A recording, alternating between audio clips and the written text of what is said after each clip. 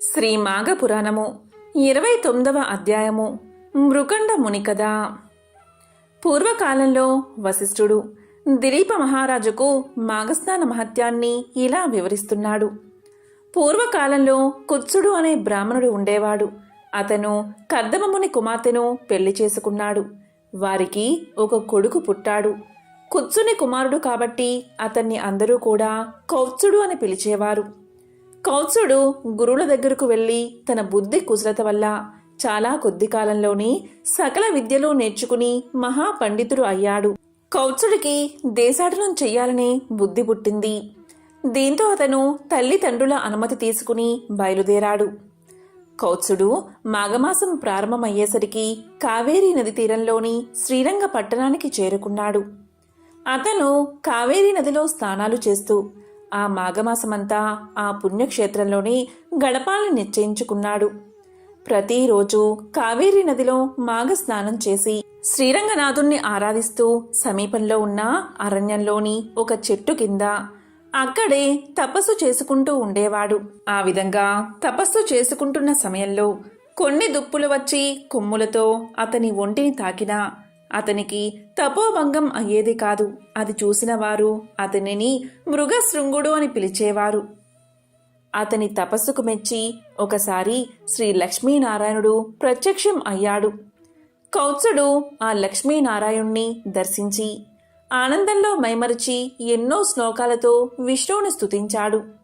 శ్రీపతి ఆ స్తోత్రాలకు సంతుష్టుడై ఇలా పలికాడు: నాయనా, నీవు చాలాసార్లు ఈ కావేరీ నదిలో మాఘ స్నానం చేసి ఈ రంగనాథుణ్ణి ఆరాధించి నా అనుగ్రహానికి పాత్రుడయ్యావు. అపారమైన పుణ్య సంపదను ఆర్జించావు. నీకిష్టమైన వరాన్ని కోరుకో అన్నాడు. అప్పుడు కౌత్సుడు ఇలా సమాధానం చెప్పాడు: స్వామి, నీ దివ్య దర్శనాన్ని నాకు అనుగ్రహించావు. నేను ధన్యుణ్ణి అయ్యాను.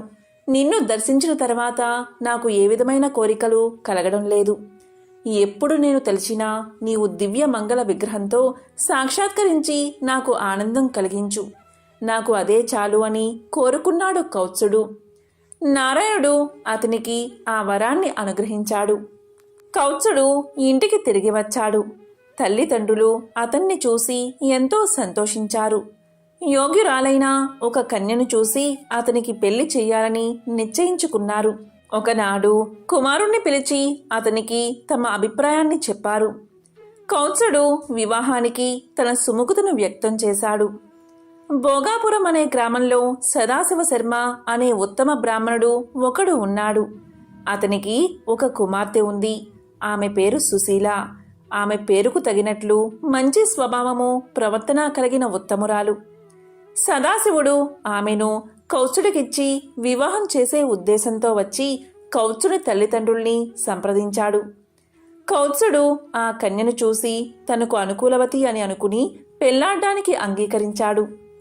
ఇంతలో ఒకనాడు సుశీల తన ఇద్దరు చిలకత్తెలతో కలిసి నదీ స్నానం చేయడానికై ఊరికి దూరంగా ఉన్న నదికి వెళ్ళింది. స్నానమైన తర్వాత తిరిగి వస్తూ ఉండగా అడవిలో నుంచి వచ్చిన ఒక ఏనుగు వారిని తరిమింది. వారు తలకొక దిక్కుకు పారిపోయారు. ఈ విధంగా సుశీల స్నేహితురాళ్ళు పరిగెత్తుతూ నేల బారుగా ఉన్న పాడు నూతిలో పడి చనిపోయారు. సుశీల మాత్రం ఎలాగో తప్పించుకుని ఇంటికి చేరుకుంది. సుశీల చిలకత్తెల మరణానికి విచారిస్తూ కూర్చుంది. వారు నా వల్లే చనిపోయారు. వారు బతికితేనే నేను పెళ్లి చేసుకుంటాను అని పట్టుపట్టుకుని కూర్చుంది. ఈ సంగతి తెలుసుకుని కౌత్సుడు, నేను యముడు గురించి తపస్సు చేస్తాను. ఆ అమ్మాయిల శరీరాలను తెచ్చి జాగ్రత్త చెయ్యండి అని చెప్పి ఒక నదీ తీరానికి పోయి నదిలో స్నానం చేసి తపస్సు చేయడానికి కూర్చున్నాడు. అమ్మాయిలను తరిమిన ఏనుగు అక్కడికి నీరు తాగడానికి వచ్చింది. ఆ ఏనుగు కౌత్సుణ్ణి తీక్షణంగా చూసి తొండంతో ఎత్తి తన మెడ మీద కూర్చోబెట్టుకుంది. కౌత్సుడు తన కమండలంలో ఉన్న నీళ్లు ఆ ఏనుగు మీద చల్లాడు. అది వెంటనే ఒక దేవతా స్వరూపుడిగా మారి కౌత్సుడికి నమస్కారం చేసి తనకు శాప విమోచనం కలిగించినందుకు కృతజ్ఞతలు చెప్పి దేవలోకానికి వెళ్ళిపోయాడు. మరలా కౌత్సుడు తపస్సులో కూర్చున్నాడు. కౌత్సుడి తపస్సుకు సంతోషించిన యముడు ఆయన ఎదుట ప్రత్యక్షమై ఇలా పలికాడు. కౌత్సా, నీ తపస్సుకు నేను ఎంతగానో సంతోషించాను. నీకేం వరం కావాలో కోరుకో అన్నాడు. దీంతో కౌత్సుడు తాను వరించిన వధువు యొక్క చిలికత్తెలను బతికించమని కోరుకున్నాడు. యముడు అతని దయా స్వభావానికి సంతోషించి అతను అడిగిన వరాన్ని ప్రసాదించాడు. దీంతో సుశీల చిలికత్తెలు నిద్రలోంచి లేచినట్లుగా బతికి వచ్చారు. వారిని చూసి సుశీలతో సహా అందరూ ఎంతో సంతోషించారు. ఆ చిలికత్తెలు తాము చూసిన యమలోక విశేషాలను ఇలా చెప్పసాగారు. జీవులు చేసిన పాపాలను బట్టి శిక్షలు ఉంటాయి. ఘోర పాపాలకు శిక్షలు కూడా ఘోరంగానే ఉంటాయి. అలాంటి వారిని కాలిన ఇనుప స్తంభాలకు కట్టిపడేస్తారు. కొంతమందిని మరుగుతున్న నూనెలో పడేసి వేయిస్తారు. కొంతమందిని తలకిందులుగా వేలాడదీసి కింద మంటలు పెడతారు. కొంతమందికి వాతలు పెడతారు. కొంతమందిని పాములు, తేళ్ళు ఉన్న నూతులలో పడేస్తారు అంటూ చెప్పుకొచ్చారు చిలికత్తెలు. అది విని చుట్టుపక్కల అంతా భయపడుతూ ఉంటే సుశీల వారికి ధైర్యం చెప్పి మాఘమాస వ్రతం చేసే పుణ్యాత్ములకు అసలు నరకం వైపే చూసే పని కూడా ఉండదు. కాబట్టి అందరూ మాఘమాస వ్రతం తప్పకుండా చెయ్యండని సుశీల తెలియజేసింది. అది విని కౌత్సుడు సుశీల ధర్మబుద్ధికి మెచ్చుకుని ఆమెను వివాహం చేసుకున్నాడు. గృహస్థ ధర్మాలన్నీ యథావిధిగా నిర్వర్తిస్తూ ఉన్నాడు. కౌత్సుల దంపతులకు కొన్నాళ్ల తర్వాత ఒక కుమారుడు పుట్టాడు. వారు చాలా సంతోషించి జాతకర్మ జరిపించి మృకుండు అని నామకరణం చేశారు. శుక్లపక్ష చంద్రుడిలా పెరుగుతున్న ఆ బాలుని చూసి అందరూ ఆనందించేవారు. పిల్లవానికి ఉపనయనం చేసే వయసు వచ్చింది. మంచి ముహూర్తాన ఉపనయనం చేసి విద్యాభ్యాసానికి గురుకులానికి పంపించారు.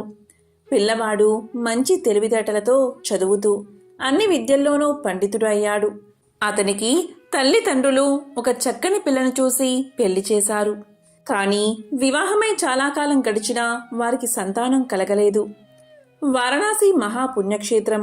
అక్కడికి వెళ్లి అన్నపూర్ణ సమేతుడైన శ్రీ విశ్వనాథుణ్ణి సేవిస్తే ఆయన కటాక్షం వల్ల పుత్ర సంతానం కలుగుతుందని భావించి ఆ కొడుకు భార్యతో సహా వారణాసికి వెళ్లి అక్కడ గంగానదిలో మణికర్ణికా ఘట్టంలో స్నానం చేసి శ్రీ విశ్వేశ్వర స్వామిని ఆరాధించాడు. విశ్వనాథ ఆలయంలోకి వెళ్లగానే తాను కైలాస పర్వతానికి వెళ్లినట్లు ఆనంద పరవశుడై ఎంతో భక్తితో అభిషేకాలు అర్చనలు చేశాడు.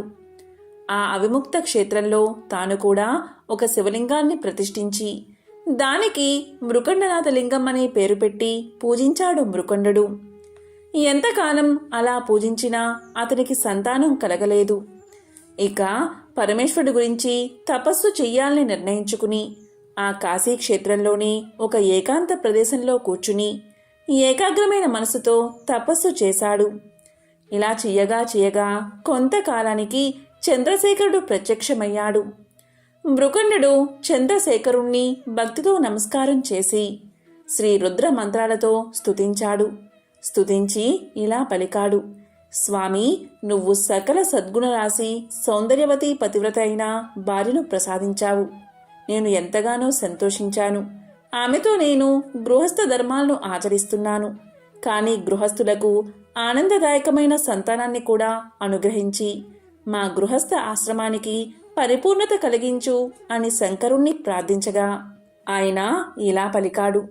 మృకండముని, నీ కోరిక నెరవేరుతుంది. అయితే ఒక విషయం చెప్పు.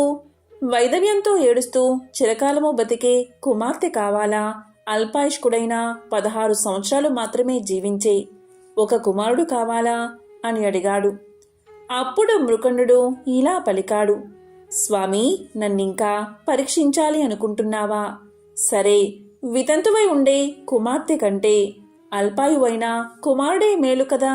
కుమారుణ్ణే ప్రసాదించు స్వామి అని వేడుకున్నాడు. దీంతో పరమశివుడు తదాస్తు అని చెప్పి అంతర్ధానమయ్యాడు.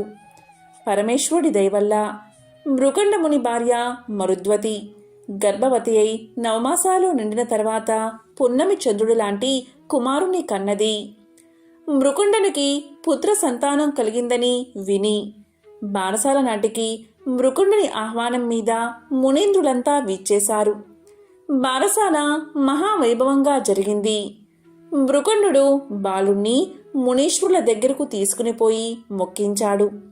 వారంతా దీవించారు. ఆ బాలుడే మహాభక్తుడు చిరంజీవి అయిన మార్కండేయుడు. శ్రీమాఘ పురాణము 29వ అధ్యాయము సంపూర్ణం.